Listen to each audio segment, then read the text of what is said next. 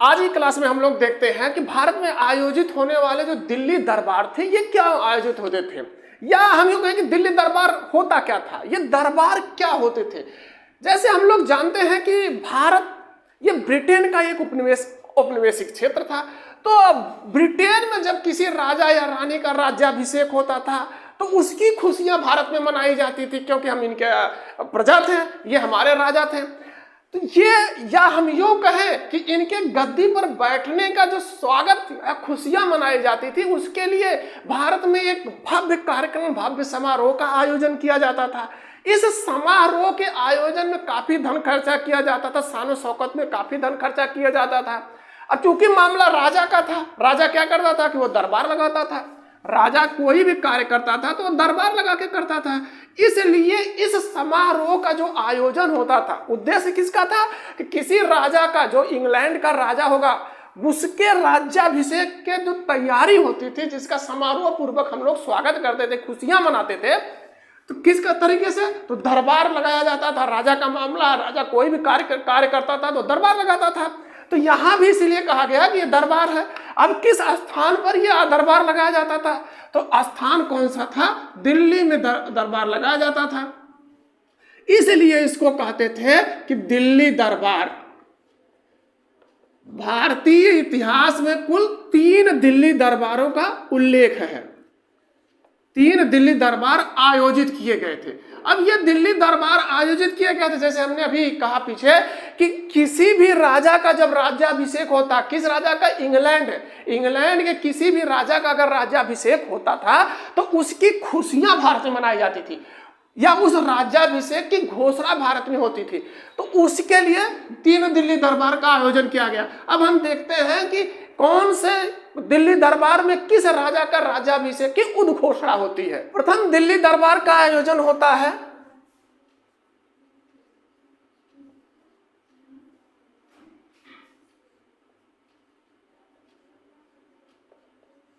प्रथम दिल्ली दरबार, ये आयोजित होता है 1877 ईस्वी में। आयोजित कौन करता है, लॉर्ड लिटन।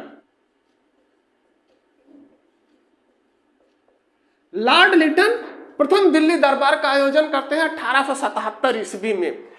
यद्यप जब इस दरबार का आयोजन किया गया था तो दक्षिण भारत में भीषण अकाल की स्थिति थी। अब ये अकाल इतने चरम पर था कि लोग वहां पर भूखों मर रहे थे। भूखों मरने की स्थिति के बाद भी लॉर्ड लिटन ने क्या किया कि एक भव्य दरबार का आयोजन किया। भव्य दरबार, इस दरबार के आयोजन में शान शौकत में लॉर्ड लिटन ने कोई कसर नहीं छोड़ी। यह दरबार क्यों आयोजित किया गया था, तो महारानी विक्टोरिया,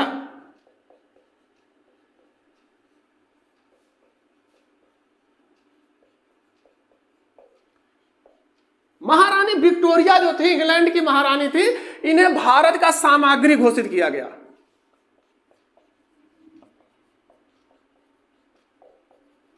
भारत की सामग्री घोषित की गई। आपको याद होगा 1876 ईस्वी में शाही उपाधि अधिनियम आया था। 1876 ईस्वी में शाही उपाधि अधिनियम आया था।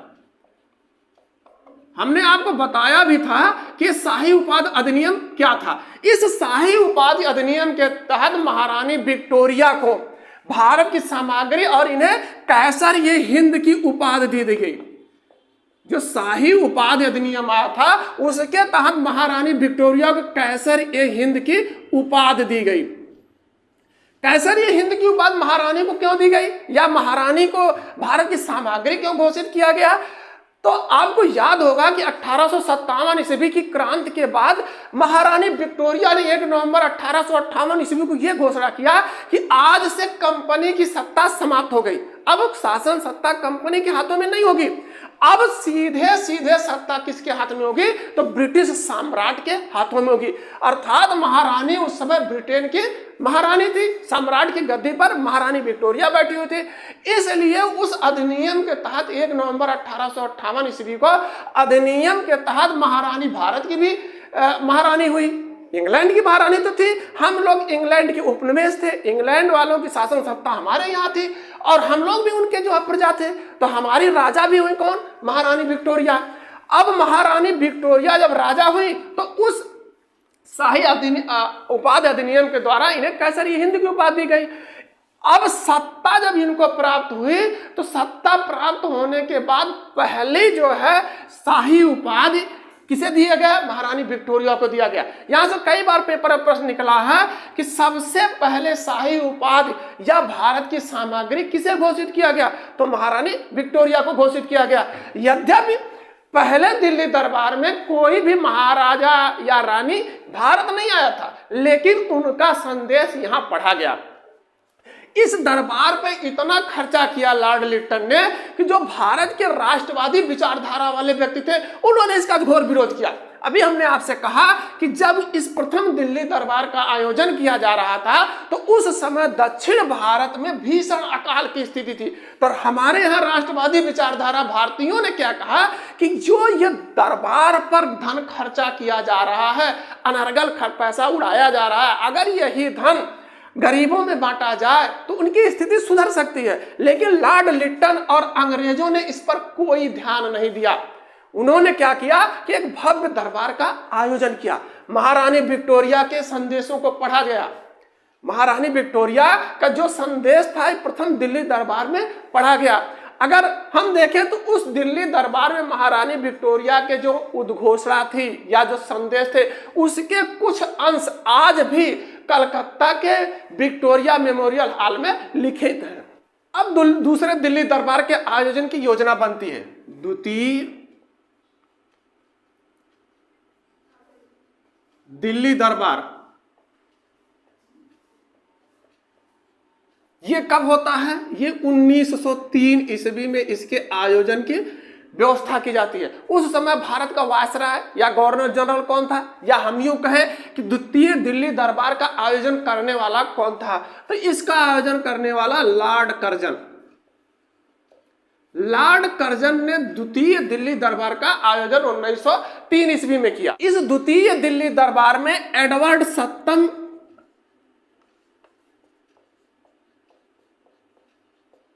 के राज्याभिषेक की घोषणा की गई। ये जो दिल्ली दरबार लॉर्ड कर्जन ने आयोजित किया था दिल्ली में 1903 ईस्वी में, इसमें जो महाराजा के पद पर बैठते हैं वो एडवर्ड सप्तम थे। इनके राज्याभिषेक की घोषणा होती है। और इस दरबार को आयोजित करने में कर्जन ने कोई भी कोर कसर नहीं छोड़ा।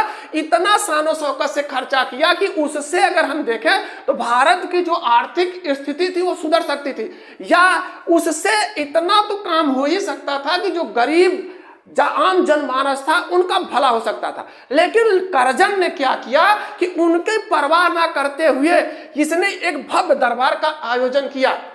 अब इस दरबार के आयोजन में एडवर्ड सप्तम या उनकी पत्नी भारत नहीं आई। इन्होंने क्या किया, एडवर्ड सप्तम ने अपने भाई को भेज दिया कि जाओ तो आप जाके वहां पर हमारे स्थान पर आप हमारा प्रतिनिधित्व करिए। अब यहां से पेपर में प्रश्न पूछता है कि जब एडवर्ड सप्तम नहीं आए थे तो इनके भाई जो आए थे उनका क्या नाम था? ड्यूक ऑफ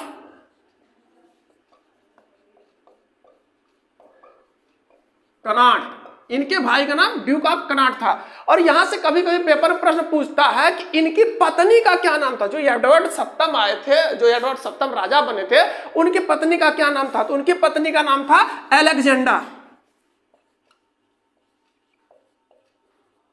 इस प्रकार से द्वितीय दिल्ली दरबार का समापन हुआ। इसमें कुछ भी ऐसी उद्घोषणा नहीं हुई कि जिसके माध्यम से भारतीय इतिहास में इसको दर्ज किया जाए। दिल्ली दरबार का आयोजन किया गया, घोषणा हो गई एडवर्ड सप्तम के राज्याभिषेक की, उनका भाई यहां पर आया था प्रतिनिधि के रूप में, और इनकी पत्नी का नाम क्या था? अलेक्जेंडा। ये सब तो ठीक है, यहां से पेपर में प्रश्न निकलते हैं, लेकिन इसमें कुछ भी ऐसी घोषणा नहीं हुई कि जो भारतीय इतिहास के लिए कुछ अच्छा हो। अब तृतीय दिल्ली दरबार का आयोजन किया जाता है।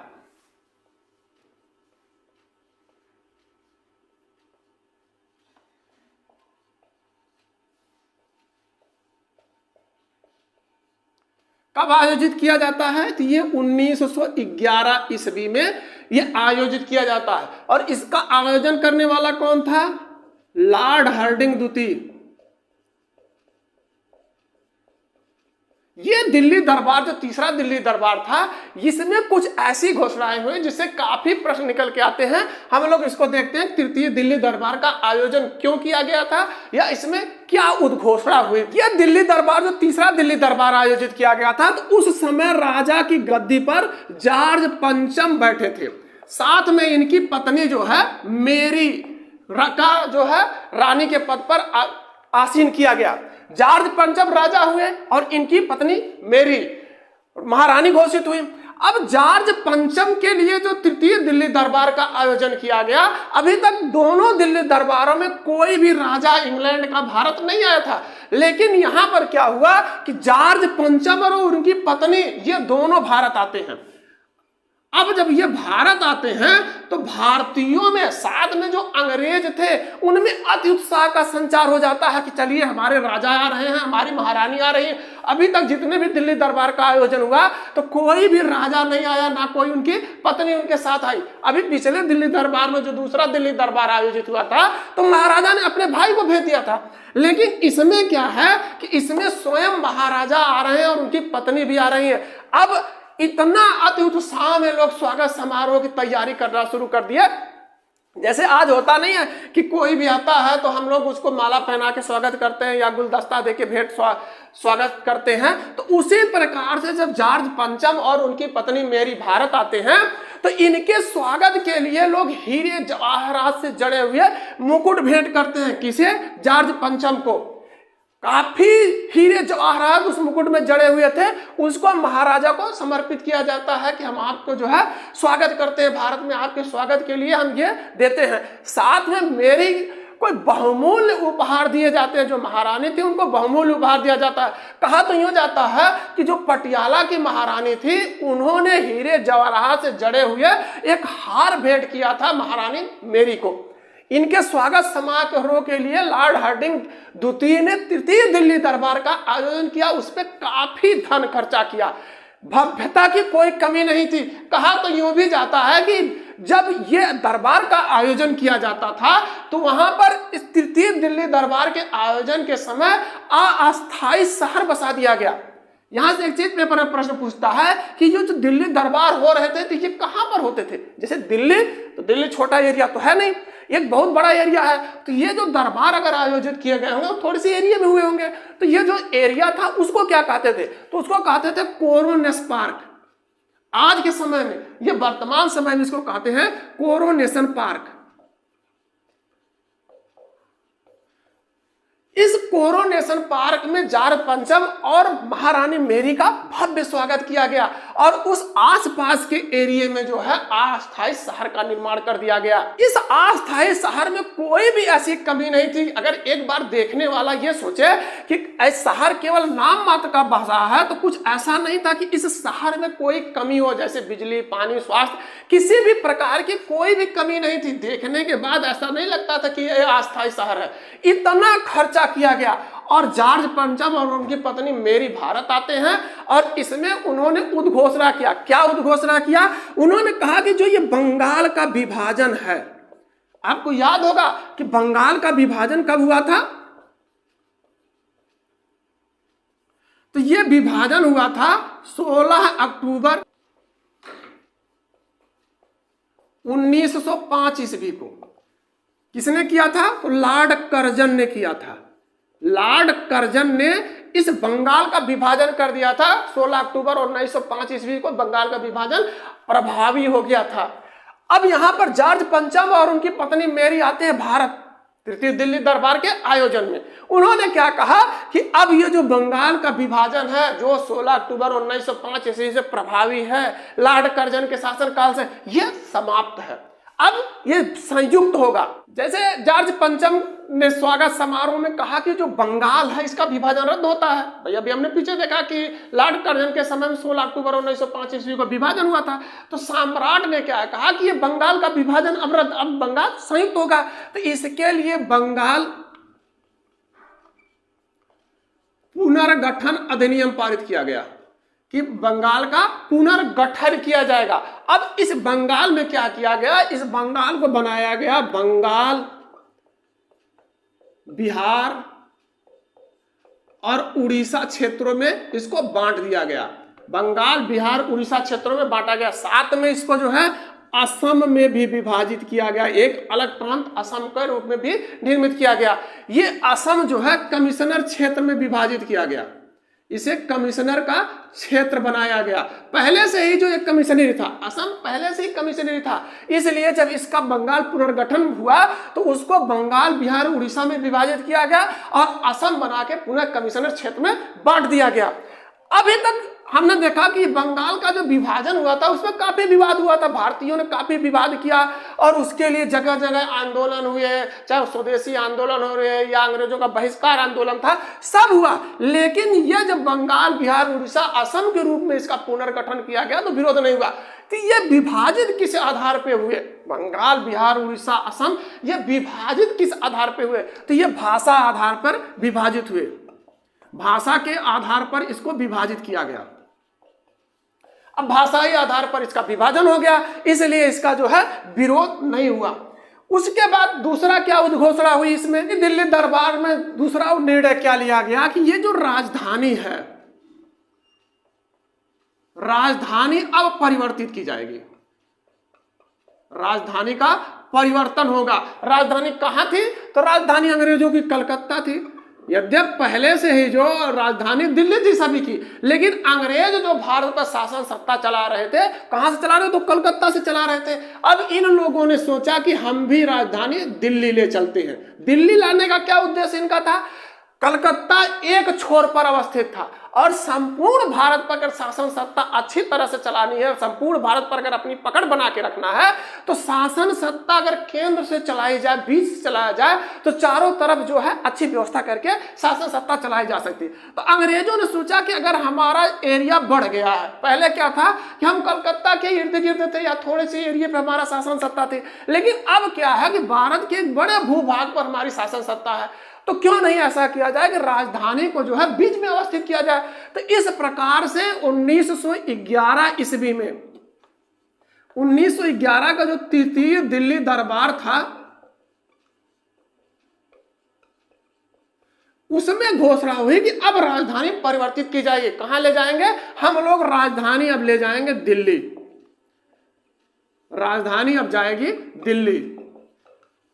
दरबार कहां आयोजित हुआ था? दिल्ली में। राजधानी कहां थी? कलकत्ता। तो अब राजधानी स्थापित करने का विचार आया, दिल्ली में राजधानी को स्थापित किया जाए।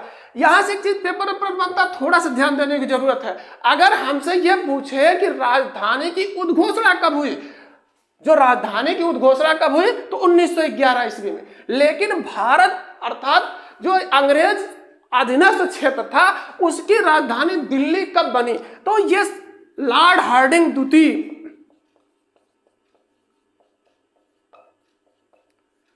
लॉर्ड हार्डिंग द्वितीय ने 1912 ईस्वी में समारोह पूर्वक दिल्ली में प्रवेश किया और 1912 ईस्वी से ही भारत की राजधानी दिल्ली पुनः हो गई। उससे पहले राजधानी कलकत्ता थी। यद्यप अगर हम देखें तो मुगल साम्राट या जितने भी पहले के सम्राट थे, उनकी राजधानियां अलग अलग थी, लेकिन ज्यादा लोगों ने दिल्ली को ही अपनी राजधानी बनाने का प्रयास किया। जैसे बाद में मुगल सत्ता ने भी दिल्ली को ही अपनी राजधानी बनाया है, उससे पहले के जो शासक थे उन्होंने भी दिल्ली को ही अपनी राजधानी बनाया था। लेकिन जब अंग्रेज आया तो कलकत्ता को पहले राजधानी बनाए। लेकिन 1912 ईस्वी में इन्होंने एक घोषणा कर दिया कि हमारी राजधानी आज से दिल्ली होगी। घोषणा 1911 ईस्वी में, राजधानी कार्य रूप से जो है 1912 ईस्वी से चलना शुरू कर दिया। एजुकेशन 101% परिवार से जुड़ने के लिए आप सभी का धन्यवाद। अगर हमारी वीडियो पसंद आती है तो लाइक करें, साथ में शेयर भी करें। अगर चैनल पर नए हैं तो चैनल को सब्सक्राइब करें, बेल आइकन दबाना ना भूलें, जिससे आने वाली वीडियो का नोटिफिकेशन मिलता रहे।